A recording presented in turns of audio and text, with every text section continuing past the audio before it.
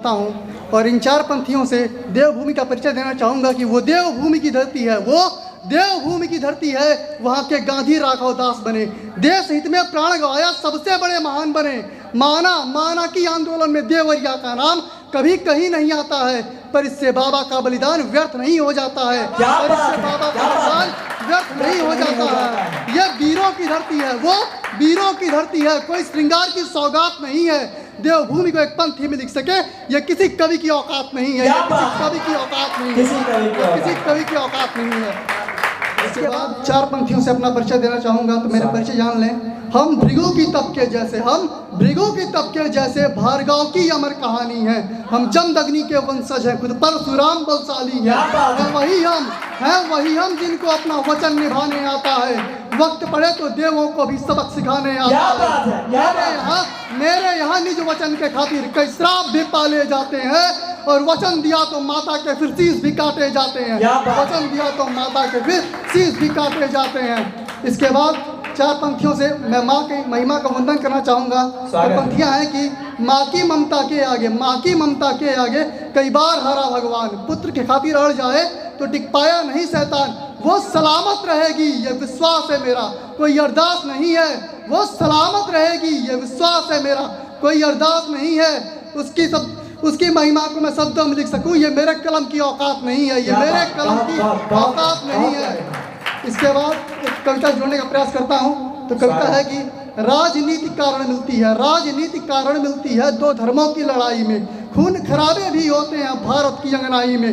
पल पल कहती है भारत माँ, पल पल कहती है भारत माँ, बेटों की नादानी पर कैसे अकड़ दिखाओगे जग में अपनी आज़ादी पर, कैसे अकड़ दिखाओगे जग में अपनी आज़ादी पर। घर में ही जब तुम लोगों में बैर सा हो जाएगा, दुश्मन को शासन का तुम पर मौका फिर मिल जाएगा। शरणार्थी हो जाओगे तुम, शरणार्थी हो जाओगे तुम अपनी ही पर पार्टी पर, फिर कैसे अकड़ दिखाओगे जग में अपनी आज़ादी पर, कैसे अकड़ दिखाओगे जग में। मत भूलो इस पैरी ने ही तो रानी झांसी को भी मारा था, इसके कारण ही तो अपना आज़ाद भी हारा था। फिर गलती को मत दोहराओ, फिर गलती को मत दोहराओ इस भारत की माटी पर, वरना कैसे अकड़ दिखाओगे जग में अपनी आज़ादी पर, कैसे अकड़ दिखाओगे जग में अपनी आज़ादी पर।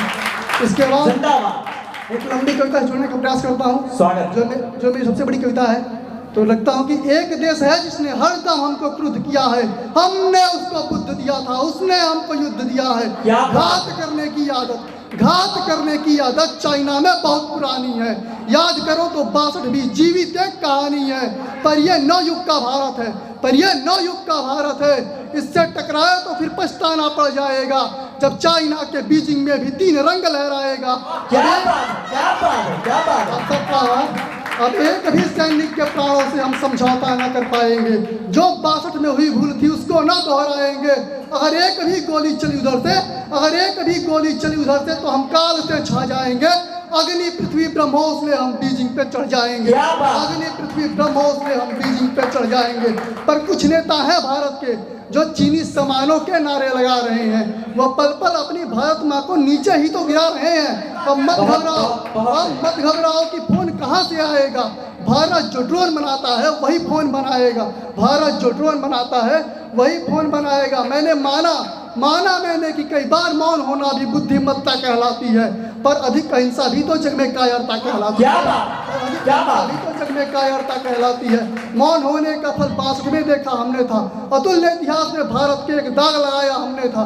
पर जो नेहरू से हुई भूल थी मोदी उसको न दोहराओ तुम, कूटनीति या युद्ध नीति से चाइना को सबक सिखाओ तुम। अगर मान जाते हैं बातचीत से तो भारत के नए राम बन जाओ तुम, और नहीं मानते हैं तो कलयुग के परशुराम बन जाओ तुम। परशुराम बन जाओ तुम।